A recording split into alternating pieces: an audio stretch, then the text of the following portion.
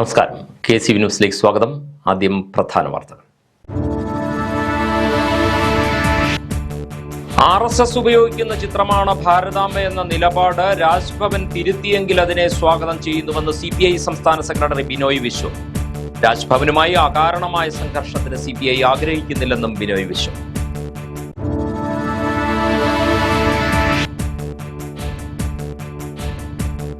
കുട്ടനാട്ടുകാർ നേരിടുന്ന വെള്ളപ്പൊക്ക ദുരിതത്തിന് പരിഹാരം കാണണമെന്നാവശ്യപ്പെട്ട് കോൺഗ്രസ് പ്രവർത്തകരുടെ പ്രതിഷേധം. താലൂക്ക് ഓഫീസിലേക്ക് മാർച്ചും ധർണയും.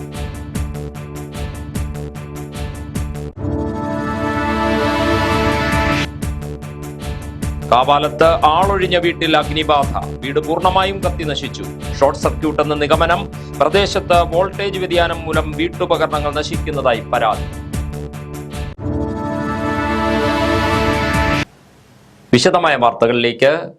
RSS ഉപയോഗിക്കുന്ന ചിത്രമാണ് ഭാരതാംബ എന്ന നിലപാട് രാജ്ഭവൻ തിരുത്തിയെങ്കിൽ നല്ല കാര്യമെന്ന് CPI സംസ്ഥാന സെക്രട്ടറി ബിനോയ് വിശ്വം.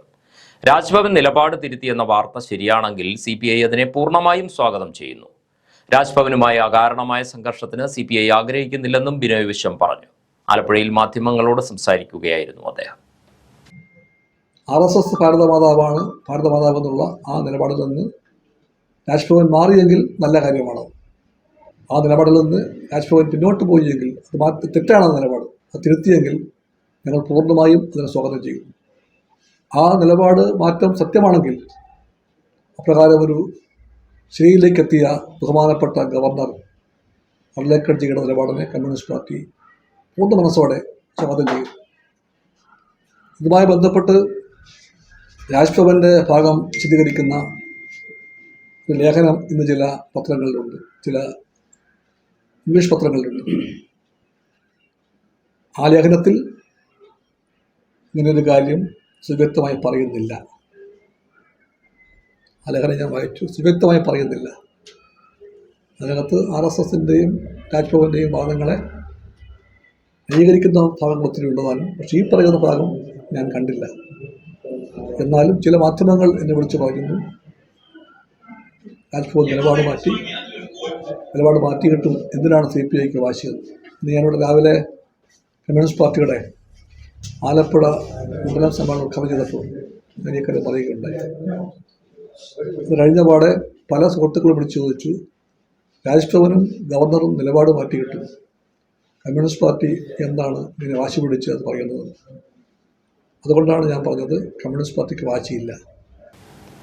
കർഷകരും കുട്ടനാടൻ ജനതയും അനുഭവിക്കുന്ന പ്രശ്നങ്ങൾക്ക് പരിഹാരം കാണണമെന്നാവശ്യപ്പെട്ട് കോൺഗ്രസ് പ്രവർത്തകരുടെ പ്രതിഷേധം. സൗത്ത് ബ്ലോക്ക് കോൺഗ്രസ് കമ്മിറ്റിയുടെ നേതൃത്വത്തിൽ പ്രവർത്തകർ താലൂക്ക് ഓഫീസിലേക്ക് മാർച്ചും ധർണയും നടത്തി.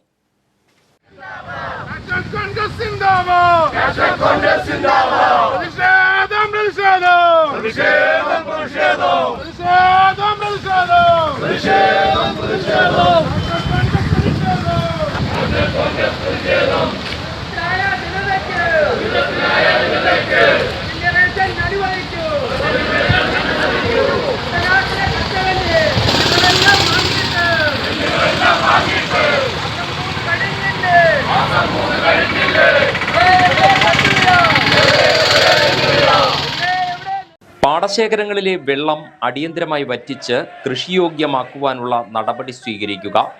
ദുരിതം അനുഭവിക്കുന്ന മുഴുവൻ കുടുംബങ്ങൾക്കും സൗജന്യ റേഷനും സാമ്പത്തിക സഹായവും നൽകുക.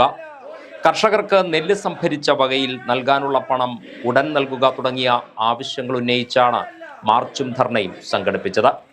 താലൂക്ക് ഓഫീസിന് മുന്നിൽ സംഘടിപ്പിച്ച ധർണാ സമരം KPCC സെക്രട്ടറി കറ്റാനം ഷാജി ഉദ്ഘാടനം ചെയ്തു. പാടശേഖരങ്ങളിൽ പമ്പിംഗ് നടത്തി വെള്ളക്കെട്ടിന് പരിഹാരമുണ്ടാക്കാമെന്ന് കുട്ടനാട് MLAയും ഉദ്യോഗസ്ഥരും പറഞ്ഞെങ്കിലും ഇതുവരെ ഇതിന് പരിഹാരം കാണാൻ കഴിഞ്ഞിട്ടില്ലെന്ന് ഉദ്ഘാടന പ്രസംഗത്തിൽ അദ്ദേഹം ആരോപിച്ചു. വെള്ളപ്പൊക്കത്തെ തുടർന്ന് തൊഴിലില്ലാതെ പട്ടിണിയിലായ ദുരിതബാധിതർക്ക് സൗജന്യ റേഷൻ നൽകണമെന്നും കറ്റാനം ഷാജി ആവശ്യപ്പെട്ടു. ഇന്ന് കേരളത്തിലെ നെല്ലറയെന്നറിയപ്പെടുന്ന പാലക്കാട് കുട്ടനാടും ആ രണ്ട് പ്രദേശത്തെ ജനങ്ങൾ അനുഭവിക്കുന്ന ബുദ്ധിമുട്ട് നോക്കുമ്പോൾ പാലക്കാട് മടവീഴുവാനോ അല്ലെങ്കിൽ മറ്റു വെള്ളക്കെട്ടുണ്ടാകുന്ന ഒരു സ്ഥലമല്ല. പക്ഷേ കുട്ടനാട് എന്ന് പറയുമ്പോൾ വെള്ളം ഏറ്റവും കൂടുതൽ കയറുകയും ചെയ്യുമ്പോൾ ഈ കുട്ടനാട്ടിലെ ജനങ്ങൾ ഏറ്റവും കൂടുതൽ ദുരിതം അനുഭവിക്കുന്ന ഒരു പ്രദേശം കൂടിയാണ് കുട്ടനാട് എന്നുള്ളത് ഈ നാട്ടിലെ ദുരിതം അനുഭവിക്കുന്ന എല്ലാവർക്കും അറിയാം.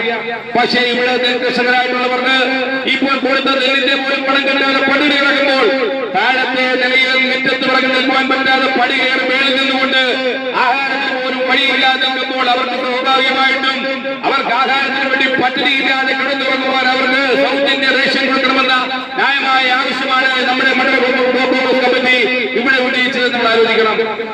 നമ്മൾ ആലോചിക്കുന്നത് ബഹുമാനപ്പെട്ട കേരളത്തിന്റെ മുൻ മുഖ്യമന്ത്രിയായ ശ്രീമതി ഉമ്മൻചാണ്ടി മുഖ്യമന്ത്രിയായ കാലഘട്ടത്തിൽ കേരളത്തിലെ പാവപ്പെട്ടവരും സാധാരണക്കാരും മഴ പെയ്യുമ്പോഴായാലും വെള്ളപ്പൊക്കമുണ്ടാകുമ്പോഴായാലും അവർക്ക് സൗജന്യ റേഷൻ അനുവദിച്ചുള്ള സർക്കാരുകളുണ്ടായിരുന്നു. ബ്ലോക്ക് പ്രസിഡന്റ് ജോർജ് മാത്യു പഞ്ഞിമരം അധ്യക്ഷനായിരുന്നു.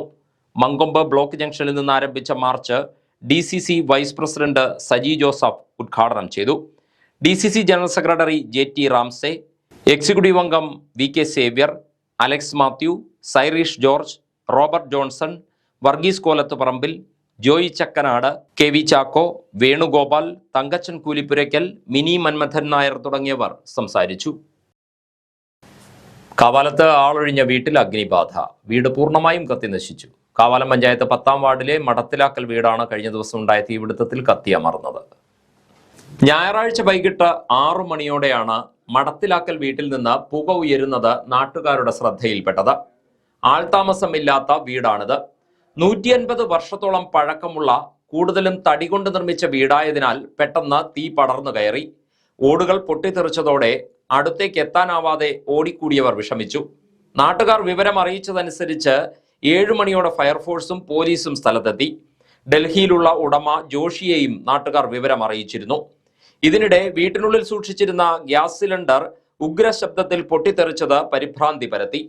ഇന്നലെ വൈകിട്ട് ഒരു 6 മണി കഴിഞ്ഞ സമയത്താണ് ഇന്നലെ ഇവിടെ ഈ അയൽവക്കത്തുള്ളവരെല്ലാം ഇങ്ങനെ പുക കണ്ട് ആൾക്കാരെല്ലാം ഇങ്ങനെ വന്ന് കൂടിയപ്പോൾ ഇതിൻ്റെ അകത്ത് കംപ്ലീറ്റ് കത്തിക്കൊണ്ടിരിക്കുക. കത്തിയെന്ന് പറഞ്ഞാൽ ഉടനെ നമ്മൾ ഫയർഫോഴ്സിനെയും പോലീസിനെയൊക്കെ ഇവരെ അറിയിച്ച് അവർ 7 മണി കഴിഞ്ഞപ്പോൾ ഇവിടെ എത്തി ഫയർഫോഴ്സ് വന്ന് വെള്ളം അടിച്ചെല്ലാം തീ കെടുത്താൻ സാധിക്കുന്നില്ല. ഇപ്പോഴും തീ ഇങ്ങനെ പോഞ്ഞുകൊണ്ടിരിക്കുകയാണ്.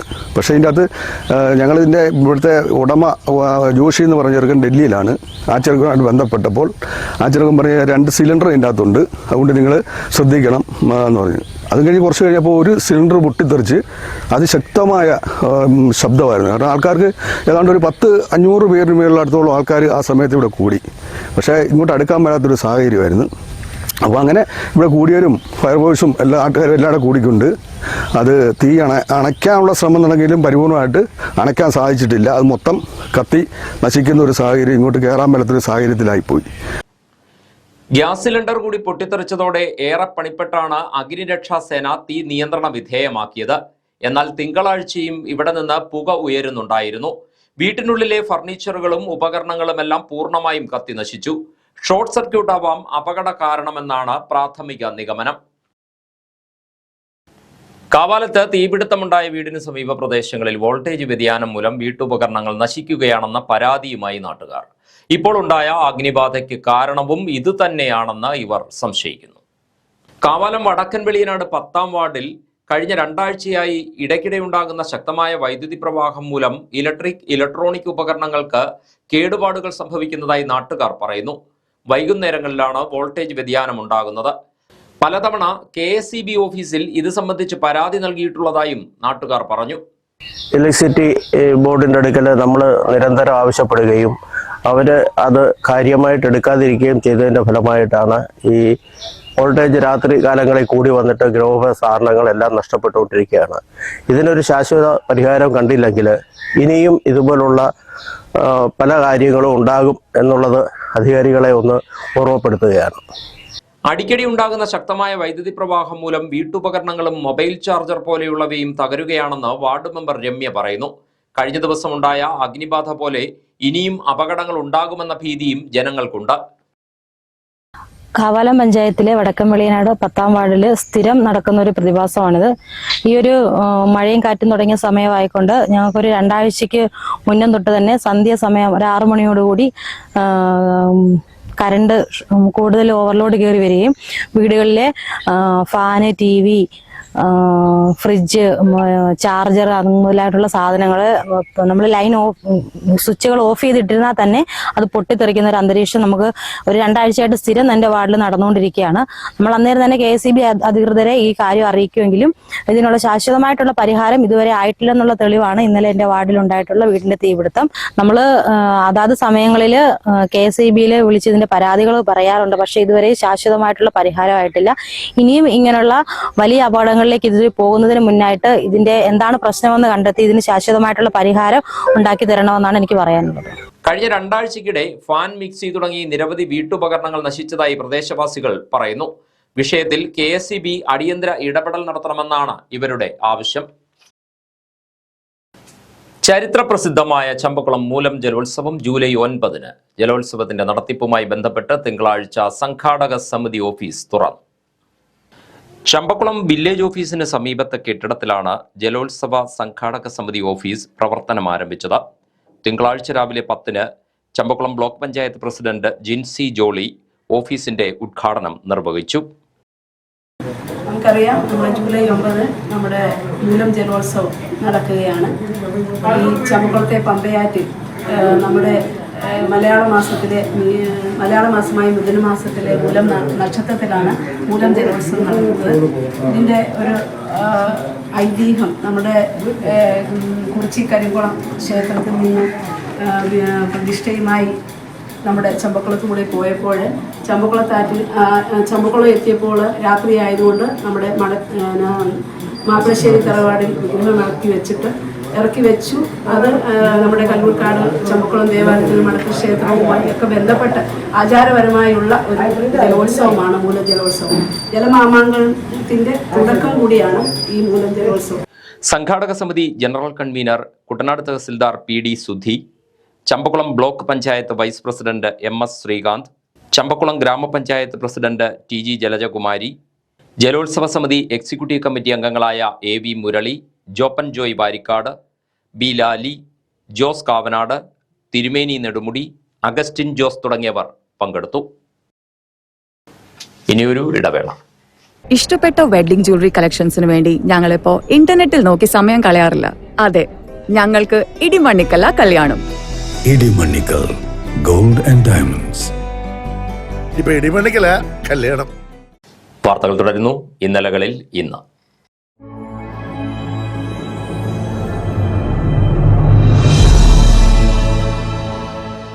ഇന്നേ തീയതിയിൽ കഴിഞ്ഞ കാലത്തിന്റെ നാൾ വഴികളിലെ പ്രധാനപ്പെട്ട ഒരു സംഭവത്തെക്കുറിച്ച് ഒരു ലഘു വിവരണം. ഇന്നലകളിൽ ഇന്ന്.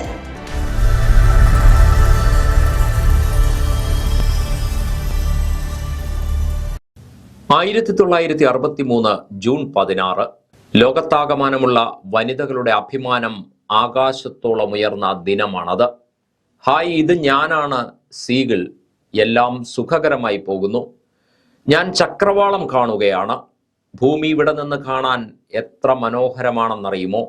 ബഹിരാകാശത്ത് നിന്ന് സോവിയറ്റ് യൂണിയനിലെ നിലയത്തിലേക്ക് എത്തിയ ആ വാക്കുകളിലൂടെ പുതിയൊരു ചരിത്രം പിറക്കുകയായിരുന്നു. ഭൂമിയുടെ അതിരുകളും കടന്ന് ശൂന്യാകാശത്തിന്റെ അനന്തതയിലേക്ക് എത്തിയ ആദ്യത്തെ വനിതയുടേതായിരുന്നു ആ സന്ദേശം. വോസ്റ്റാക് 6 എന്ന വാഹനത്തിൽ ബഹിരാകാശത്ത് സ്വപ്നങ്ങൾ വെട്ടിപ്പിടിക്കാൻ ഇറങ്ങിയ സീഗിൾ എന്ന കോഡ് നാമധാരിയുടെ പേര് വാലന്റീന തെരഷ്കോവ എന്നായിരുന്നു. ഫാക്ടറി തൊഴിലാളിയായിരുന്ന ഒരു സാധാരണക്കാരി. അവൾ ആദ്യമായി ബഹിരാകാശത്തേക്ക് കുതിക്കുന്നത് സോവിയറ്റ് യൂണിയനിലെയും യൂറോപ്പിലെയും ലക്ഷക്കണക്കിന് മനുഷ്യർ TV-യിൽ കണ്ടു. ഫാക്ടറിയിൽ തൊഴിലാളിയായി ജോലി നോക്കുന്നതോടൊപ്പം എഞ്ചിനീയറിംഗും പാരച്യൂട്ട് പരിശീലനവും നേടി. 1962 റഷ്യൻ വനിതാ ബഹിരാകാശ സംഘത്തിൽ അംഗത്വം ലഭിച്ചു. തുടർന്ന് 1963 ജൂൺ 16 ചരിത്രം കുറിച്ച ബഹിരാകാശ യാത്ര. 2 ദിവസം 23 മണിക്കൂർ 12 മിനിറ്റ് തെരഷ്കോവ ബഹിരാകാശത്ത് ചെലവഴിച്ചു. റഷ്യയിലെ ഏറ്റവും ഉയർന്ന ബഹുമതിയായ hero of the Soviet union ഉൾപ്പെടെ നിരവധി ബഹുമതികൾ അവർക്ക് ലഭിച്ചു.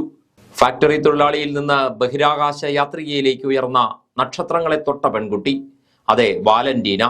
അവളിലൂടെ ജൂൺ 16 എന്നും ഓർമ്മിക്കപ്പെടുന്ന ദിനമായി മാറുന്നു. മാന്നാർ ഗ്രാമപഞ്ചായത്ത് 8-ാം വാർഡിലെ വായനശാല ജംഗ്ഷൻ ശ്രീ ഭുവനേശ്വരി സ്കൂൾ റോഡിലെ വെള്ളക്കെട്ട് ദുരിതമാകുന്നു.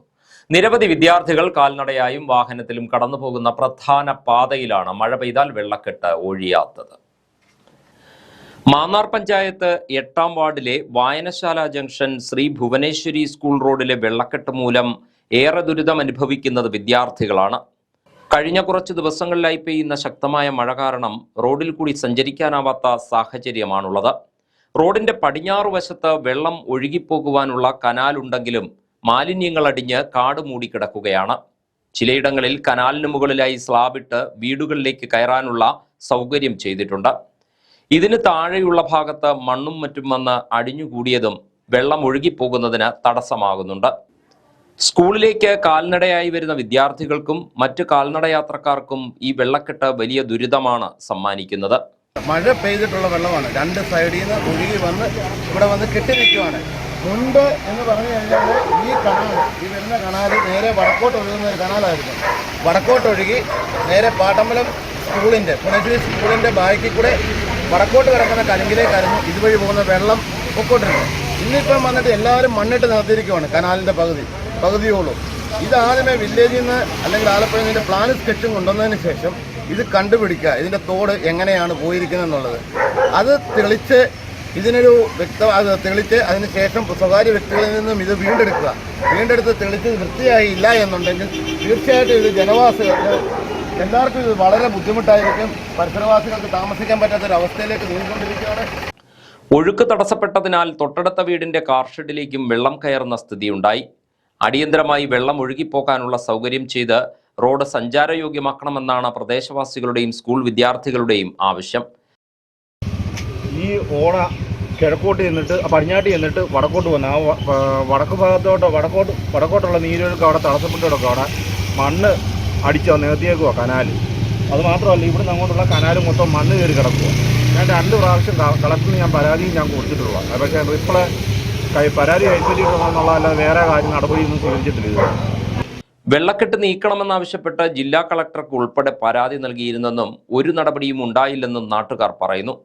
വായനശാല ജംഗ്ഷനിൽ നിന്ന് വടക്കോട്ടുണ്ടായിരുന്ന കനാൽ സ്വകാര്യ വ്യക്തികൾ കയ്യേറി മണ്ണിട്ട് നികത്തിയതാണ് ഈ വെള്ളക്കെട്ടിന് കാരണമെന്നും നാട്ടുകാർ ആരോപിക്കുന്നു. ലയൺസ് ക്ലബ്സ് ഇന്റർനാഷണൽ ഫൗണ്ടേഷന്റെ നേതൃത്വത്തിൽ ദുരിതാശ്വാസ കിറ്റുകൾ വിതരണം ചെയ്തു. എടത്വയിലെ വിതരണ ഉദ്ഘാടനം സോൺ ചെയർമാൻ ജൂണി കുതിരവട്ടം നിർവഹിച്ചു. നല്ല രീതിയിൽ പ്രവർത്തിക്കുന്ന എടത്വ ക്ലബിനെ പ്രത്യേകമായി അഭിനന്ദിക്കുന്നു. തീർച്ചയായും കിട്ടിയ ചുരുക്കമാണ് ഞങ്ങൾക്ക് ചെങ്ങന്നൂർ ക്ലബിലും കിട്ടി. പക്ഷേ ഞങ്ങൾക്ക് അവിടെ ലില്ലി ലയൺസ് എന്ന് പറയുന്ന ഭിന്നശേഷിയുള്ള കുട്ടികൾ 140ഓളം കുട്ടികളാണ് ഉള്ളത്. അപ്പോൾ ഇന്നലെ അവിടെ ആ കുട്ടികൾക്ക് വേണ്ടി ഞങ്ങൾ അത് അവിടെ വിതരണം ചെയ്തു. ആ കുട്ടികൾക്ക് എല്ലാവർക്കും കിട്ടുന്ന രീതിയിൽ 140 കുട്ടികൾ അവിടെ ഞങ്ങൾ അത് ചെയ്തിട്ടുണ്ട്. കൂടുതലായുള്ള കാര്യങ്ങൾ ഞങ്ങൾ ഇത് വരുന്നു. അതിനേക്കാൾക്കുപരി ആ നാടിൻ്റെ ആവശ്യങ്ങൾ അറിഞ്ഞുകൊണ്ട് ആവശ്യപ്പെടുന്ന ആളുകൾക്ക് കൃത്യമായി എത്തിക്കുവാൻ കഴിയുന്ന പ്രവർത്തന ശൈലിയുള്ള എടത്വ ക്ലബിനെ ഒരിക്കൽ കൂടി ലയൺസ് ഇന്റർനാഷണലിന് വേണ്ടിയും നമ്മുടെ ഡിസ്ട്രിക്റ്റിന് വേണ്ടിയും അഭിനന്ദിച്ചുകൊണ്ട് ഈ ഒരു ചടങ്ങിലേക്ക് ക്ഷണിച്ചുള്ള എല്ലാ സ്നേഹവും നന്ദിയും അറിയിച്ചുകൊണ്ട് കുട്ടനാട്ടിലും സമീപ പ്രദേശങ്ങളിലുമായി വിവിധ ക്ലബ്ബുകളിലൂടെ 12.6 ലക്ഷം രൂപയുടെ ഭക്ഷ്യധാന്യ കിറ്റുകളാണ് ലയൺസ് ക്ലബ്സ് ഇന്റർനാഷണൽ ഫൗണ്ടേഷൻ വിതരണം ചെയ്യുന്നത്. President doctor Johnson B Idicula അധ്യക്ഷത വഹിച്ചു. റീജിയൻ ചെയർമാൻ സുരേഷ് ബാബു പൊതുസമ്മേളനം ഉദ്ഘാടനം ചെയ്തു. അഹമ്മദാബാദിൽ ലോകത്തെ നടുക്കിയ വിമാന ദുരന്തത്തിൽ മരണപ്പെട്ടവർക്ക് ആദരാഞ്ജലികൾ അർപ്പിച്ചുകൊണ്ടാണ് യോഗം ആരംഭിച്ചത്. സെക്രട്ടറി ബിൽബി മാത്യു കണ്ടത്തിൽ അനുശോചന പ്രമേയം അവതരിപ്പിച്ചു. എടത്വ ടൗൺ ലയൺസ് ക്ലബിന്റെ നേതൃത്വത്തിൽ നടന്ന പ്രവർത്തനങ്ങൾക്ക് overseas coordinator Dijo Joseph Pazhayamadam, vice president Modi Kannel, administrator Binoy Joseph, social service convener Wilson Joseph Kadumathil, women's forum convener Shirley Anil, K Jayachandran, sister Leema Rose എന്നിവർ നേതൃത്വം നൽകി. ഇനി ഇന്നത്തെ അറിയിപ്പുകൾ. ചെങ്ങന്നൂരിൽ പ്രവർത്തിക്കുന്ന പ്രമുഖ സ്വകാര്യ സ്ഥാപനത്തിലെ വിവിധ ഒഴിവുകളിലേക്ക് ആലപ്പുഴ എംപ്ലോയബിലിറ്റി സെന്റർ മുഖേന അഭിമുഖം നടത്തുന്നു. ജൂൺ 18 രാവിലെ 10 ചെങ്ങന്നൂർ ടൗൺ എംപ്ലോയ്മെന്റ് എക്സ്ചേഞ്ചിലാണ് അഭിമുഖം. +2 അതിനു മുകളിലോ യോഗ്യതയുള്ള എംപ്ലോയബിലിറ്റി സെന്ററിൽ രജിസ്റ്റർ ചെയ്തവരുമല്ലാത്തവരുമായ 30 വയസ്സിനു മുകളിൽ പ്രായമുള്ള ഉദ്യോഗാർത്ഥികൾക്ക് പങ്കെടുക്കാം. സ്പോട്ട് രജിസ്ട്രേഷനും സൗകര്യമുണ്ടായിരിക്കും. കൂടുതൽ വിവരങ്ങൾക്ക് 047722306224 എന്ന നമ്പറിൽ ബന്ധപ്പെടാവുന്നതാണ്. ആലപ്പുഴ കേപ്പ് കോളേജ് ഓഫ് നഴ്സിംഗിൽ സീനിയർ ലെക്ചറർ തസ്തികയിലേക്ക് അപേക്ഷ ക്ഷണിച്ചു. MSc നഴ്സിംഗ്, 3 വർഷം വരെ പ്രവൃത്തി പരിചയം എന്നിവയാണ് യോഗ്യതകൾ. ഉദ്യോഗാർത്ഥികൾ വിശദമായ ബയോഡേറ്റയും യോഗ്യതകൾ തെളിയിക്കുന്ന അസൽ സർട്ടിഫിക്കറ്റുകളും സാക്ഷ്യപ്പെടുത്തിയ പകർപ്പുകളും സഹിതം ജൂൺ 26 രാവിലെ 11 മണിക്ക് കോളേജിൽ ഹാജരാകണം. വിശദ വിവരങ്ങൾക്ക് 0477 22 573 11 എന്ന നമ്പറിൽ ബന്ധപ്പെടാവുന്നതാണ്. മല്ലപ്പള്ളി കെൽട്രോൺ നോളജ് സെന്ററിൽ DCA, word processing and data entry, Tally MS office, logistic and supply chain management കോഴ്സുകൾക്ക് അപേക്ഷ ക്ഷണിച്ചു. വിശദ വിവരങ്ങൾക്ക് 0469 29 61 525 എന്ന നമ്പറിൽ ബന്ധപ്പെടാവുന്നതാണ്. ആലപ്പുഴ, കോട്ടയം, പത്തനംതിട്ട ജില്ലകളിലെ വാർത്തകൾക്കും ലൈവ് പ്രോഗ്രാമുകൾക്കുമായി മാന്യപ്രേക്ഷകർ കുട്ടനാട് കേബിൾ വിഷൻ എന്ന ഞങ്ങളുടെ യൂട്യൂബ് ചാനൽ സബ്സ്ക്രൈബ് ചെയ്യുക. ഇനി ഇന്നത്തെ സ്വർണ്ണവില. ഇന്നത്തെ സ്വർണ്ണവില നിങ്ങൾക്കായി സമർപ്പിക്കുന്നു സ്വപ്ന ജ്വല്ലറി. അഴകേറും സ്വപ്നങ്ങൾക്ക് നിറവേകും സ്വപ്ന ജ്വല്ലറി, ചങ്ങനാശ്ശേരി. സ്വർണം ഗ്രാമിന് 9305 രൂപ, പവന് 74,440 രൂപ. പ്രധാന വാർത്തകളിലേക്ക് ഒരിക്കൽ കൂടി. RSS ഉപയോഗിക്കുന്ന ചിത്രമാണ് ഭാരതാംബ എന്ന നിലപാട് രാജ്ഭവൻ തിരുത്തിയെങ്കിൽ അതിനെ സ്വാഗതം ചെയ്യുന്നുവെന്ന് CPI സംസ്ഥാന സെക്രട്ടറി ബിനോയ് വിശ്വം. രാജ്ഭവനുമായി അകാരണമായ സംഘർഷത്തിന് CPI ആഗ്രഹിക്കുന്നില്ലെന്നും ബിനോയ് വിശ്വം.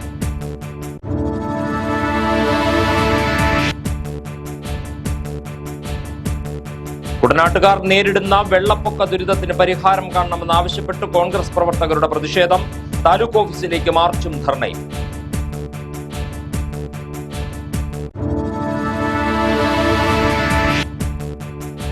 കാവാലത്ത് ആളൊഴിഞ്ഞ വീട്ടിൽ അഗ്നിബാധ, വീട് പൂർണ്ണമായും കത്തി നശിച്ചു.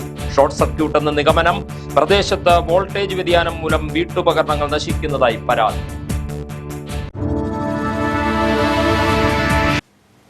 വാർത്തകൾ കഴിഞ്ഞു. നമസ്കാരം.